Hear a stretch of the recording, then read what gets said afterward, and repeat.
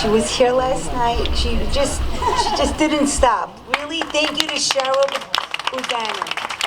Thank you, Cheryl Buchanan. And I have to say, my energy comes from the will to really just finish things. And I'm telling you, I ask God all the time, I have a lot of energy. People who know me know I like to dance, I'm a little outspoken. I asked God, I've been praying for a few years, let me use my talents for being open with people for good things. Let me direct my will to help for the Jewish nation, because there's nobody like us in the world. We love each other, we take care of each other, and we just really continue every day to think about each other and do for each other really quickly. And that's the most important thing Hashem watches, how we are to each other. Thank you. I'm going to introduce Linda Dayon, the oldest sister who runs the show.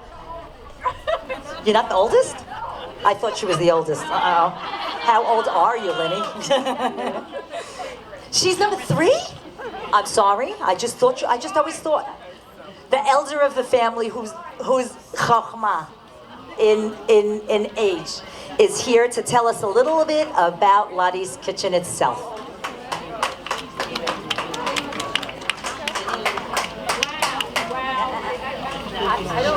I'm like really floored. That's all I have to say here. And first, I want to thank the Aksanya, the Cohen family. I met Maureen so long ago. It was about 2 o'clock yesterday. And what a person, so enough, so modest and humbled. And you think she was giving us like her, I don't know, her car to borrow for a few hours. It was just so gracious of her and her husband to give us this beautiful, beautiful venue to do our event. My sisters, Baruch Hashem, and I have done it for many years. And last year when we did the virtual Lottie's Kitchen online, we thought that was the end. And then Hashem sent this angel calling me on the phone a few weeks ago. It wasn't that long ago. I had just come back from America, believe it or not. And Cheryl called me about a chesed to do in Israel. And she said, Linda, why don't you do Lottie's Kitchen anymore? I said, you want to do it? She said, yes. I said, really?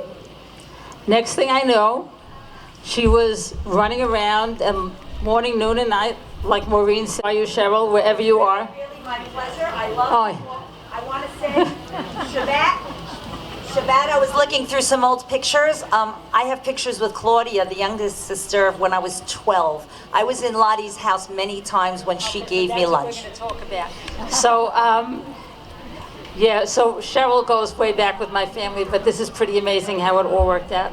It's all from Hashem, and I'm very thankful to him. I'm going to read a little bit of an article that was put in a newspaper about Lottie's Kitchen.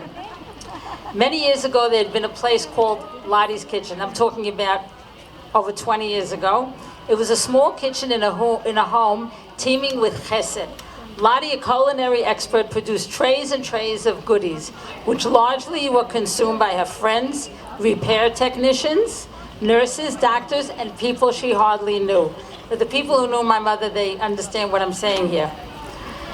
So after they passed on, the 4 sisters founded Lottie's Kitchen in Jerusalem under the auspices of Ezer Mizion. It's there that nutritious, attractive meals are produced, packed, and delivered to the family members sitting at the bedside of a hospitalized loved one. Women of all ages are volunteers. We have teenagers working in the kitchen. Some people have come to the kitchen and worked with me when they were coming for a bar mitzvah. We even have 85-year-old women working in the kitchen. Some people come with a walker. It makes their day it fulfills them, because these are women that used to cook and used to be able to produce beautiful meals for their families, and now they're doing it on a volunteer basis. Excuse me, and it's really very special. Now, I don't know so much about American hospitals for the little time that I was with my parents, Aleim Hashalom, in the hospitals, but Israeli hospitals do not provide much more than the basic medical care for the patients. The nursing staff is very limited.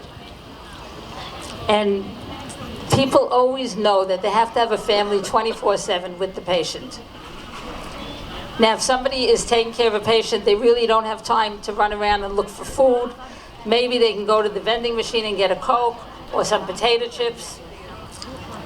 And she says this story about a distraught, tense, worn-out mother who was sitting with her 6-year-old trying to distract him from his constant question, "Mommy, when will Hashem make the leukemia go away?" And then, like an angel, there enters a Lottie's Kitchen volunteer with a steaming, hot, delicious meal. She'll offer the mother a chance to talk, to share her story, and to ask advice.